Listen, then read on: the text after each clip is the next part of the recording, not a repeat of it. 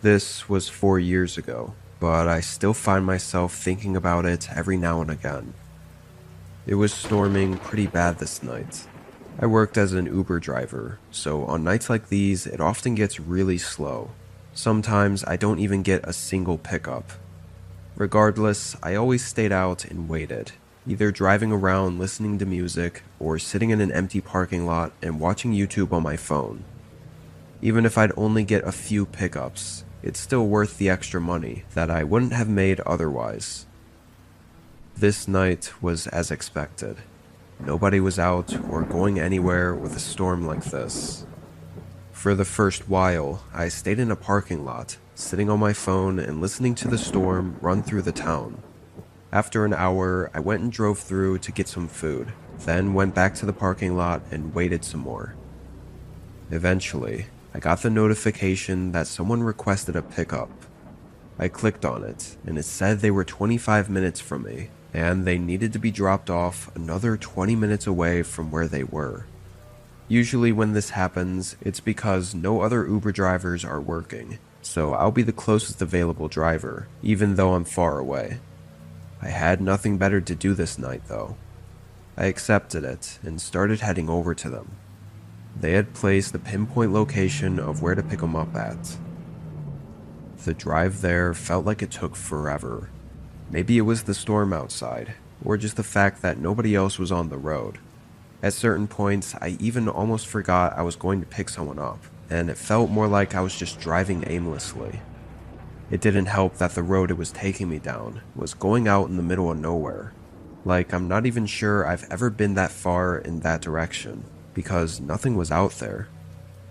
Finally, after just about 35 minutes, I made it to the pinpointed location on the map. It was at the corner of two roads, but two roads in the middle of literally nothing. Empty fields of trees on either side of me, and more importantly, nobody was there. I confirmed on the app that I'd arrived at the location, then just sat in my car and looked around, wondering what the hell they were doing way out here with a storm overhead. After a minute of looking around, I looked down at my phone again and started texting them to see where they were. Just then, I saw someone in my side mirror coming up behind my car. They opened the door and got in. I had no idea where they even came from. I never saw them on the road, or even out by all the trees. The man was absolutely drenched in rain though, and had a disturbed, almost angry look. "You order the Uber," I said, and he responded by stating my first name, which confirmed he was the right guy. I started driving. A few minutes went by, and something about him felt off. First of all, he was sitting in the middle of the back seats, so he was right in view of my mirror every time I looked back. And he also just had this really uneasy vibe, like he was up to something. I really wanted to ask what brought him out here, and why he was out in the pouring rain in the middle of nowhere, but I also didn't want to cause any trouble. As we got further out into what only looked to be even more uninhabited areas, I thought it best to ask and maybe get an answer that would make me feel better. "Hey, so what brings you out here anyway? I mean, with the storm and all," I said in as friendly a manner as possible. I looked at him in the mirror. His eyes darted away from mine. He looked like he was going to say something though, but then he didn't. He completely ignored the conversation and looked really suspicious while doing so. That didn't make me feel good at all. Even worse, the guy seemed to get antsy now, looking around more and keeping an eye on me in the mirror. Having to focus on the road with the rain pouring on the windshield, it was really unnerving not being able to see what he was up to behind me. But then he suddenly spoke. "Drop me off here." Confused, I started to ask if he was sure, but he cut me off, repeating himself. "Drop me off here." He demanded it. Something was clearly wrong, and I wanted no part of it. I did as he said, pulling over to the side of the road. He moved toward the door to leave, but I caught his eyes happen to glance at my phone, which was sitting on the center console with the Uber app open. He put his hand on the door, but hesitated. After a brief pause, he glanced back at my phone, then pulled his own phone out and checked it for something. Somehow, in that moment, I knew exactly what was going through his head. He'd been reminded that the app had his full name and everything, and so whatever he was up to, and that I was clearly suspicious about, would be linked directly back to him. I knew it the second I saw his eyes look at my phone, the realization setting into him. Don't worry. I'll cancel the ride from my end. It won't charge you, I said, hoping to redirect his thoughts and in a way fake that I wasn't suspicious of anything, and that by canceling it, maybe he'd think his info would be deleted or something. He glared at me, his eyes still angry and dead. And after another few seconds of hesitation, he left out the door. He walked out into the storm and was hidden by the fog and rain within seconds. I drove away immediately before he could change his mind. Even though I had basically no evidence that this guy was up to anything, I still quickly reported his behavior to the police. You just never know. Several days went by with nothing, until I got a really unfortunate call. Someone went missing that night, last seen near the forest that was just off the road I'd picked the man up from. They called for more information on what happened that night, but after giving them everything I could, they didn't find him or anything else. Unfortunately, with the storm, any tracks or evidence was likely washed away and gone by the time any searches could be made. They never found the missing person or the man I picked up. I was the last known person to encounter him. I think I'm really lucky that I didn't go missing that night as well.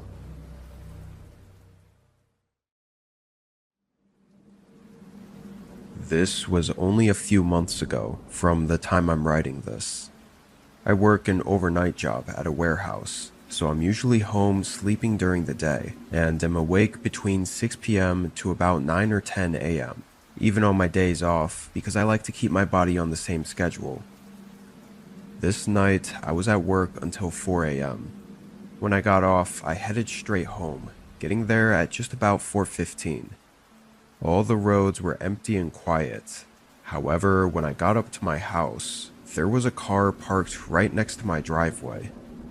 I slowed down as I passed it and turned in, getting a better look at it. It was an old black sedan with heavily tinted windows. I couldn't see through any of them, and all its lights were off. I pulled into my garage and parked, taking one more look down the driveway before heading inside. The way this neighborhood was laid out, there was a decent amount of spacing between each home, so usually it was pretty easy to park right by whatever house you're visiting or whatever. So parking right by my house seemed really unnecessary when there were so many open places to park along the road. Initially, I dismissed it as someone visiting my neighbors. Maybe they had a party or something, and all the spots on the road closer to their house were taken beforehand. I checked one more time out the windows that morning, about an hour later, and the car was gone. The rest of that day went by as usual. I slept until 6, then got ready for another night at work. When I pulled out of the driveway to leave for work, the car wasn't there, so I really had no reason to think about it anymore. I went through my work night, which was a bit more tiring than usual, but I was looking forward to my night off tomorrow. The shift dragged on until I finally got out and drove home. Again, it was the middle of the night, and no cars were out at all. But when I got home, that same old car was there, parked in the same spot as last night. I did what I did before, slowly passing it and trying to see in the windows, but it looked no different than before. This time, after parking in the garage, I walked down to the end of the driveway just to get a closer look. As I was walking there, I thought I saw something move inside the car, behind the tinted window. It was just a glimpse out of the corner of my eye, so I couldn't tell for sure. I guess it could have been just a reflection on the outside of the window, too. I walked up, maybe 10 feet from the car, as I wasn't comfortable approaching directly up to it, especially if someone was in there. Even then, I couldn't see anything else. Before leaving, I decided to snap a photo of their license plate, just in case this became a recurring problem, but I figured I'd never actually have to use it. Better safe than sorry, though. I went back inside. Just like last night, I checked again a while later and the car was gone. Really strange, but it wasn't exactly harming me in any way, so I didn't think there was much else to do about it. I made dinner and watched TV for a couple hours, then got in bed and slept until 6 or 7 p.m. The sun was already set by the time I woke up. Having the night off, I did my usual long walk around the neighborhood. When I left the house, the car wasn't there, but when I got back from my hour-long walk, it suddenly was, parked right there in the same spot as the previous 2 nights. I mean, I just walked the entire neighborhood and maybe saw 1 or 2 other cars parked on the street. So why was this one always right in front of my house, and only at night? I walked up to it, and this time got right up by the window, putting my hand above my eyes and against the window to block out the reflection so that I could see inside. The car was empty, no people, and not really anything at all to give me hints as to why they were here. This was one of those off situations where it was really odd, but also they weren't harming me in any way at all, so it wasn't simple as to what to do about it. I went back inside the house. First thing I did was grab my phone, which I'd left charging on my nightstand while I was out walking. But when I picked it up, I saw an unusual notification. It was a motion detection alert from one of my security cameras. For reference, I had a camera on my front porch, but it only faced the door, so it never goes off unless someone was right outside the door. I also had 3 cameras inside my home, in all the main rooms. The notification didn't specify which camera detected motion, so I opened the app and checked. There was a 60-second clip saved by the app. I watched it, and for pretty much the whole time, the house was completely silent and there wasn't any movement. I was just starting to think this was a misinput by the system, but in the last 5 seconds of the video, something suddenly moved past the very bottom of the camera. It was really quick. They were only in the frame for a fraction of a second, and only part of their head and shoulders were caught. I felt my hands go numb while I held the phone. The room the footage was from was the bedroom I was currently standing in. Suddenly, the silence of the house was deafening. I could literally hear my heart beating as I slowly turned around and started darting my eyes all across the room. They could be anywhere, even watching me right now. All the thoughts rushing through my head only made me panic even more. Realizing I needed to leave, I hurried toward the doorway and out of the room. Instantly, I heard movement from the bedroom right behind me, and by the time I got to the stairs, footsteps were rushing down the hallway. They were maybe only 15 feet behind me. I got to the front door and sprinted right into the woods. In the intensity of the moment, I never even turned around to see who it was chasing me. I was more focused on getting out of there alive. Eventually, it was only my footsteps crunching on the leaves, covered by the darkness of the woods. I called 911. When they arrived, the car was gone, but thankfully I had the picture of their license plate from the day before. It only took 3 hours to find and arrest them. It was a guy in his mid-20s, and he looked completely deranged. Honestly, if I'd turned back and saw him chasing me through my house, I probably would have been so terrified that I would have tripped or something. The guy didn't seem to have any real reason for targeting me. but it was extremely evident that he was in fact targeting me. There were multiple pictures on his phone of my house, and even some looking through the windows at night at me sitting in my living room. He also had notes on when I left and got home from work every day for the last 2 weeks. Disturbingly, we still don't know how he got into my home and all around the cameras. And if he was able to get in unnoticed, there's no way to know if that was the first time he'd broken in. With how long and intently he was stalking me, he could have somehow had knowledge of where all the cameras were, and it could have been that this was just the first time he'd made the mistake of slightly walking in view of one of the cameras in my bedroom. Regardless, I shouldn't have to worry about him for a long time now.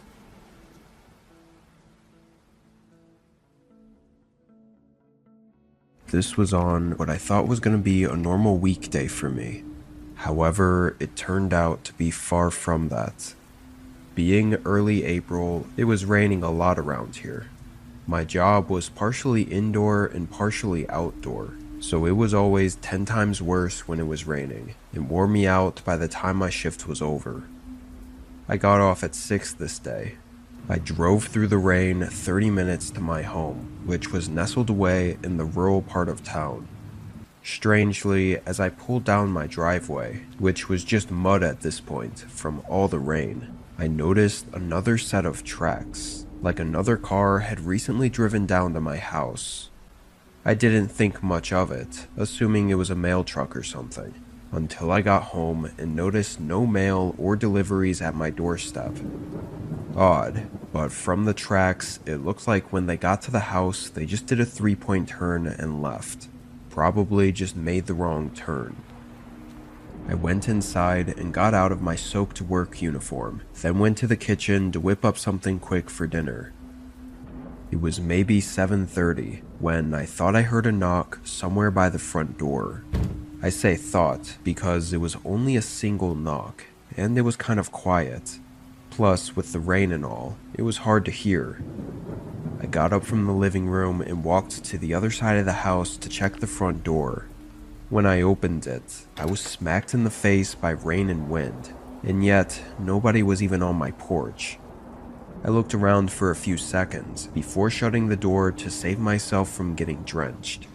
It was probably nothing anyway. I went back to the living room where I was watching a show while scrolling on my phone. Nothing really happened for a while, at least an hour, before I got up from the couch to use the bathroom. When I walked out of the room, though, I noticed something really weird. There was a mark on the floor. It looked like a little bit of dirt or mud, which really stood out because the tile floors were white. I knew I didn't wear my shoes through the house, especially not with them being muddy and wet from outside. Also, I was confused how I didn't notice it before. Where the spot was basically right behind my couch, which faced the other direction because the TV was on the far wall. I grabbed a rag and wiped it up, but still felt really weird about it. It seemed like it was going to be just one of those things that happen sometimes, where you never really understand it, but it's not exactly meaningful in any way, so you just forget about it and move on. Thing is, it did cross my mind that maybe it was someone else, but it felt more like me just scaring myself over nothing. I used the bathroom, then went back to the couch. I'd be lying if I said I just forgot about it, though. This felt different, like I had a bad gut feeling about it. I couldn't help but constantly check over my shoulder, sensing that I was being watched. Like that feeling you get after watching a horror movie. With the couch set up the way it was, the whole bottom floor of the house was behind me, which kind of felt unsettling now. It got to the point where I was so uncomfortable that I had to turn the TV off and go upstairs to my bedroom. At least in there, I could be in my bed backed up against a wall without the feeling that something was behind me. I had a small TV in there as well, so I just continued with my night the same as I was. 20 or so minutes passed, and feeling more comfortable in my room, I was just starting to forget about everything, when I suddenly heard something from outside my bedroom door. I'm not sure what exactly it sounded like. It was just a muted thump, maybe a footstep or something hitting the wall. I didn't know, but it was enough to make me instantly feel unsettled again. I got out of bed and walked up to the door. I put my ear against it and listened. I didn't hear anything. I stood in place for a moment while I gathered up the courage to open the door, telling myself I had to make sure nothing was going on. I opened the door and looked down the hallway. It was empty and quiet. I knew if I wanted any kind of a peaceful night, I'd have to check around the house as well. The only other room upstairs was the spare bedroom, which was a rarely used library/office space. I started to walk over when, out of nowhere, the TV downstairs turned on, and I could suddenly hear the show I'd been watching being played at full volume. My heart burned in my chest from the fear that just shot through me. I sprinted down the hallway and ran downstairs. The whole floor was dark, except for the TV light, flickering and flashing on the walls.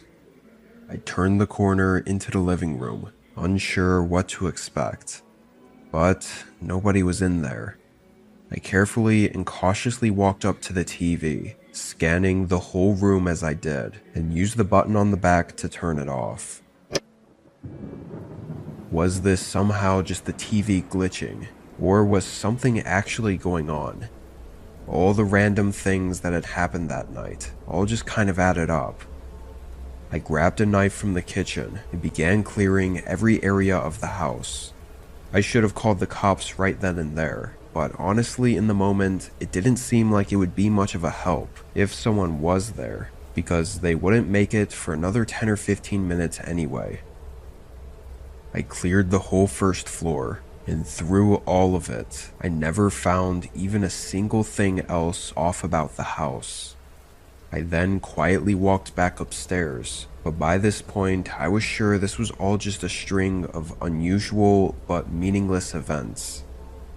I got up to the hallway and walked to the spare room, creaking open the door.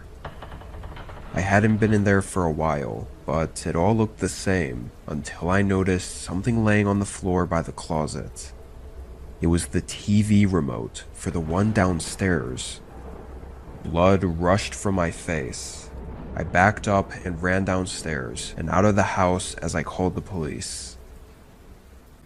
Sure enough, when they got there, they found a couple other signs that someone else was inside, including a broken lock on one of the downstairs windows. Likely, whoever it was had visited my house earlier in the day while I was at work, probably driving down my driveway and knocking on the door to see if I was home. After realizing I wasn't, they probably drove away only to come back and break in. They were inside the entire night, quietly lurking around the house. Maybe they really were watching me all night. It still makes me shiver just thinking about it. When I went up to my bedroom, they must have grabbed the TV remote, and obviously they turned it on to distract me as I was walking up to the spare room they were hiding in, giving them enough time to slip out of the house.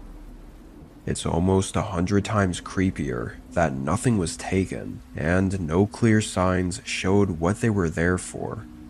Hopefully, if anything else happens, I'll still be around to update you on it.